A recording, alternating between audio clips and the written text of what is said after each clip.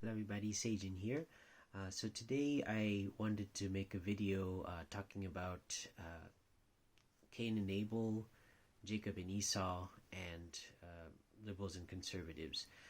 So just the election is coming up, and I've been thinking a lot about how really Republicans and Democrats, they are always kind of, there's a feeling that they're always kind of fighting, and I've felt that really trying to unite is important. I'm still trying to figure out how that can be done, but I just thought I would like to share some of my thoughts with you all. So, just for those who are not quite familiar with the stories of Cain and Abel and Jacob and Esau, I'll give a quick recap of them. If you're very familiar, then you can just skip this part. But basically, so Cain and Abel, they were the two sons of Adam and Eve, which are considered the ancestors of mankind in the Bible. And so Cain was the older brother, and Abel was the younger brother. So as they're growing up, they were asked by God to make an offering. And so both brothers made their offerings, and God was able to take Abel's offering but couldn't take Cain's offering. And because of that, Abel kind of became arrogant, and also Cain was very jealous, and eventually, because of that, the brothers were not able to unite, and Cain ends up murdering his younger brother Abel. That was considered the first murder case in history. And that's the Cain and Abel story in a nutshell. For the Jacob and Esau story, it's a similar story about two brothers, but there's a little bit of a difference here. They were able to unite. Just go ahead and put that out there. But Jake. So Esau is the older brother, Jacob is the younger brother. Esau, as the older brother, was originally supposed to receive the blessing from his father Isaac, but their mother had I think an intuition, or just from God, that Jacob, the younger brother, was supposed to receive the blessing. So she and Jacob got together. They worked together. Jacob dressed himself up like Esau, and basically went to Isaac, his father. Isaac's eyes were pretty weak at the time, and so he thought that Jacob was Esau, and then he gave Jacob the blessing. And after that, Esau came to receive the blessing, but Isaac said, "Oh, I'm sorry, I already gave the blessing to your brother." And then Esau was enraged by this, and wanted to kill Jacob for taking his birthright. Not his birthright, that's another story, but his blessing. But then Jacob had already fled to Haran. That's a faraway land where his uncle Laban lived, and so he was basically safe from his brother there. And he worked very hard for many years, accumulating wealth and family, and then eventually he was to come back to where Esau lived. And so before he actually met Esau, Jacob sent Esau gifts and servants, and saying, "Please do not be angry." And he really sent a lot of love to his older brother. And then when he actually met his older brother Esau face to face, he bowed down to him many times. And then Esau was very moved to see just his brother being so humble, and then they were able to unite. They embraced and were able to reconcile. So that's kind of a happy story of the two brothers, two sides uniting. And so I think basically from these two stories we can understand that really we need each other. Usually, like in both of the stories, one brother is closer to God and the other is farther. In Cain and Abel's case, Abel was kind of closer to God. Jacob and Esau's case, it was considered Jacob.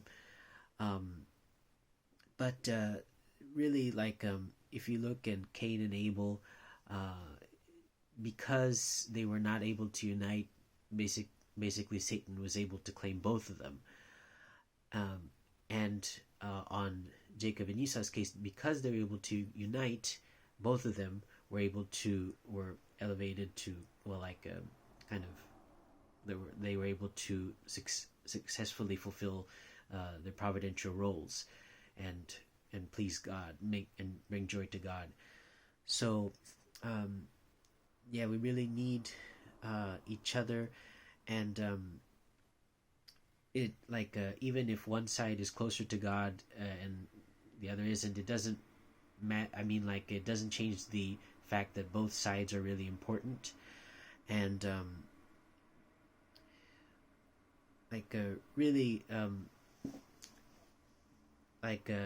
in the Cain and Abel story, it's interesting how there's an account of God speaking to Cain, but there isn't to Abel. So it's like really God is trying to work on both parties, no matter what. And so like really, like there may be like levels of bad in both sides, and also there's levels of good. So yeah, like one thing, it's kind of not like one side destroys the other and triumphs, that's success. It's more like both sides have their faults and shortcomings, but kind of like, because if they can unite, then that the shortcomings are like fallen nature, as we call it in our church. It doesn't matter anymore. That unity is a very important condition for them to go to God. So and really to be, so both parties can be restored. So yeah, like I've really thought about like how yeah, it's pained my heart to see both parties fighting each other a lot, and that's continuing until today. I was thinking maybe somebody needs to appear to unite the two parties. I thought maybe like a president would do that, or I don't know, maybe a person of power or someone, religious person. I'm not really sure, but I'm kind of thinking that, just judging by the stories of the two brothers, we can't really just wait for that person to appear. We just have to start really trying to unite, make effort to unite on our own. And I learned in my church that the reason the unity of the two brothers was important was that because that would set a foundation for the coming of Jesus, the Messiah. So because Jacob and Esau were able to unite, then that made the foundation for like, it took a long time after that, but eventually, because there was that foundation, Jesus was able to come. So I'm kind of thinking, well, maybe it's kind of the other way around. We need to unite in order to really like go to the next level, or I don't know if like for really God to bring the ultimate solution, I guess. So yes, Just checking my notes. So, yeah, I think I know that we have our differences, like conservatives and uh, liberals, but I think just like with Jacob and Esau, like I don't think they really. I mean, both of the brothers were making efforts to kind of be really good. I know that um, Esau was like divorcing wives that were kind of not of a good standard. Of course, nowadays that's not very good, but of course, biblical times are very different. And of course, Jacob was making his own conditions as well. So, um, it, I don't think we really need to change like who we are, but even with we believe in, what our values are, I think that probably the force that unites us, it's something stronger or something more powerful than our differences. It kind of goes beyond that. So um, yeah, I think I believe in that, and I'm really um, I'm praying that God can show us a solution. I'm trying to figure it out too. I know that I put stuff on my wall that um, some people are offended about, but it just like in my own family too. Like just we have differences in opinions. Like my one side of the family believes are kind of more liberal, one side of it is more conservative, and just and we usually kind of avoid the topic of politics and just discussing like those topics when we meet. We and like at Christmas and Thanksgiving, it was nice to meet, but I don't know. I always felt that there's like just it was nice, it was wonderful, but still it wasn't. Something was missing. I felt it always felt kind of lukewarm. I feel that really family is something that even despite what we believe, what our values are, we kind of unite. And just I've been kind of tired of having just this lukewarm relationship. I really want to get close to my family, and so that's why right now I'm kind of really coming out with my beliefs. So hoping that that can lead to some unity. I don't feel that just kind of like not addressing the elephant in the room, if that's the right word, is, I mean, it's peaceful, but it's not true peace. We just kind of have our own like ideas bottled up inside here, and just